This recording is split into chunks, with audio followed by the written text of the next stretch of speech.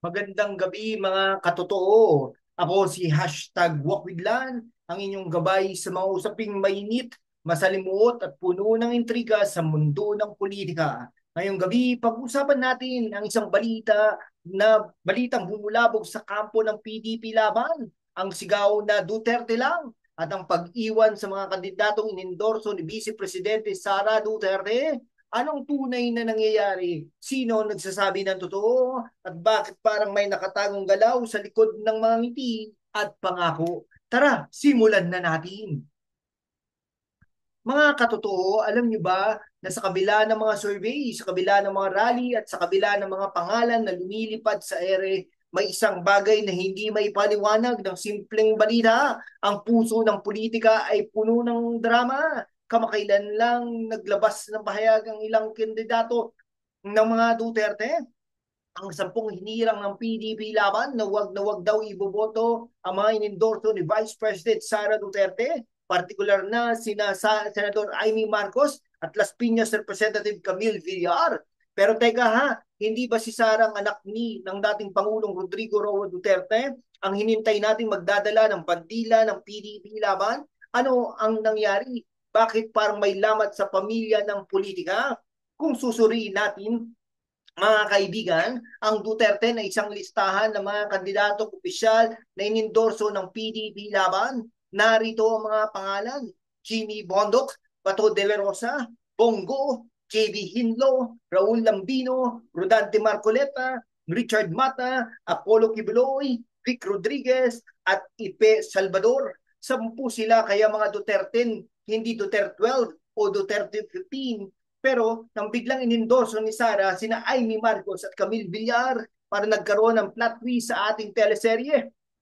Ang tanong, bakit na galit ang Duterte sa dalawang ito at bakit sinasabi nilang Duterte lang ang iboto?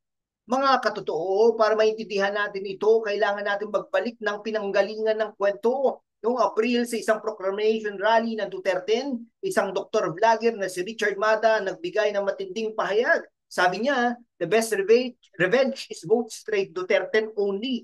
Focus sa pag-O, wag sa lumang sikat na tahimik na kasanib na nagkulong kay Tatay Digong. Aray, parang may pinatatamaan, di ba? Ang tinutukoy niya ay ang pag-aresto kay dating Pangulong Rodrigo Roa Duterte na isang malaking issue na nagpagulo sa politika ng bansa.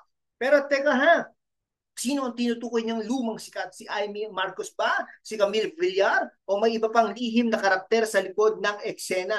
Dagdag pa rito si Atty. Raul Lambino sa isang Facebook Live. Ay sinabi na ang Duterte daw ay yung tunay na endorso ni Tatay Digong. 10 lang daw sila at wala na dapat dagdag. Samantala si Jimmy Bontoc naman, dating PAGCOR board member, ay nagpaliwanag ng opisyal na endorsement ng PDP laban ay dumaan sa proseso ng partido at ito ang dapat sundin ng mga botante. Pero narito ang kagat ha. Si Vice President Sara na anak ng dating Pangulo ay inendorso sina Marcos at Villar sa kanyang personal na kapasidad.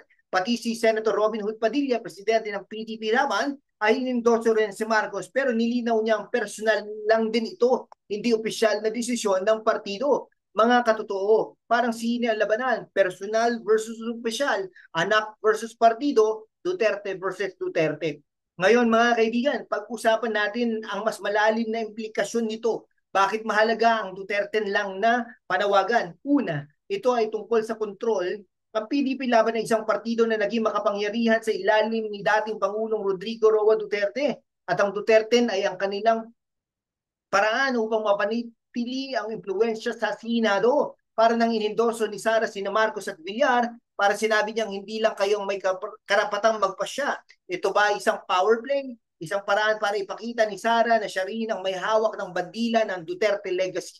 Pangalawa, ito ay tungkol sa botante. Ang panawagang Duterte lang ay isang malinaw na mensahe. Huwag magpaligaw sa iba pang kandidato kahit pa inendorso ng isang Duterte. Pero ang tanong, bakit kailangan iwasan sina Marcos at Villar? Si Amy Marcos ay isang veteranong senador at kilala sa kanyang malakas na personalidad at suporta sa ilang mga issue ng administrasyon.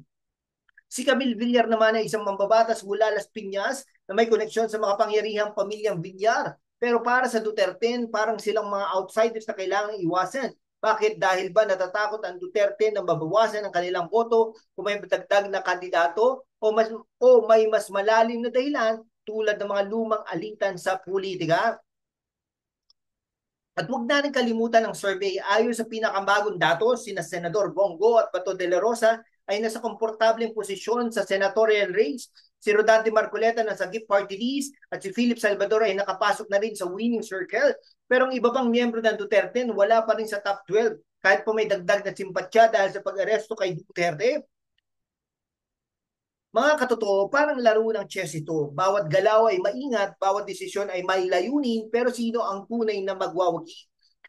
Ngayon mga katotoo, maging critical tayo. Ang Duterte lang na panawagan ay hindi lamang tungkol sa boto, ito ay tungkol sa pagkakakilanlan. Ang PDP Laban ay nagpapakita na sila ang tunay na tagapagdala ng Duterte legacy at ang sino mang hindi kasama sa 10 ay hindi dapat pagkatiwalaan. Pero narito ang isang tanong, bakit kailangan gawing personal ang laban? Si Sara Duterte bilang anak ng dating Pangulo ay may karapatang mag-endorso na kung sino ang gusto niya. Pero bakit parang hinintay ng Duterte na magkamali siya? Parang may nakatagong agenda, di ba? At saka tignan natin ang timing. Ang pag-aresto kay Duterte isang malaking dagok sa kanyang pamilya at sa kanyang partido. Pero sa halip na magkaisa, bakit parang nagkakahati-hati ang kampo? Si Sara ba ay sinusubukang patunayan na siya ang tunay na leader ng Duterte dynasty o ang Duterte ba ang gustong ipakita na sila ang mas tapat sa dating Pangulo? Mga katotoo, sa politika walang aksidente. Lahat ay binalak, intentional kumbaga. Lahat ay may layunin. Ang tanong lang, sino ang tunay na nagtataksil sa legacy ni Duterte? Mga katotoo, narito na tayo sa dulo ng ating talakayan. Pero ang kwento ng Duterte at ang PDP laban ay malayo pa sa katapusan. Ano masasabi natin mga kababayan? Ang politika ay isang larong puno ng diskarte, drama at diskusyon. Pero bilang mga botante, ang kapangyarihan ay nasa ating mga kamay. Kaya naman mga kaibigan, pag-uisipan natin ng mabuti sino ang karapat-dapat sa ating boto. Ang Duterte lang ba tulad ng sinabi nila o may iba pang kandidato na nararapat nating bigyan ng pagkakataon? Kaya't itong hamon ko sa inyo, mag-research, magtanong at maging kritikal. Huwag tayong magpadala sa mga magagandang salita o sa mga malalakas na pangalan. Ang 2025 elections ay hindi lamang tungkol sa Duterte o kay Sara Duterte. Ito ay tungkol sa kinabukasan ng ating bansa. Kaya naman mga katotoo, i-like, i-share at i-subscribe ang channel natin, ha? #WalkWithLan para sa mas maraming ganitong talakayan.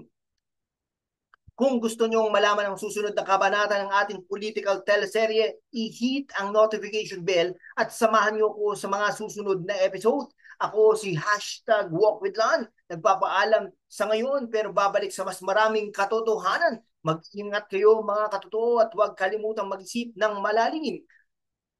Hanggang sa muli, bayan!